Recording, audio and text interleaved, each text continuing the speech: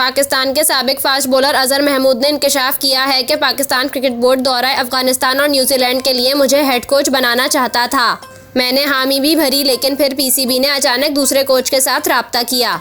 एक वेबसाइट को इंटरव्यू में अजहर महमूद ने बताया कि पीसीबी अफगानिस्तान और न्यूजीलैंड सीरीज के लिए मुझे हेड कोच बनाना चाहता था। मैंने पाकिस्तान टीम की कोचिंग करने की हामी भी भर ली थी। मैंने अपनी मसरूफियात के बायस सिर्फ अफगानिस्तान सीरीज के लिए हामी भरी, फिर अचानक पीसीबी ने दूसरे कोच के साथ राब्ता किया। अजहर महमूद ने बताया, अफवाह थी कि शायद मैंने कोचिंग करने से मना किया था, मगर ऐसा नहीं था।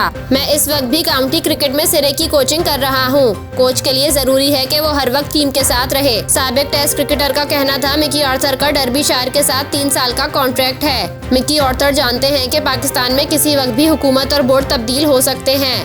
पाकिस्तान क्रिकेट में गैर यकीनी की सी सूरत हाल रहती है। मुझे नहीं पता कि ये तरीकाकार कैसे चलेगा। अगर बोर्ड इस तरह खुश है तो फिर ठीक है।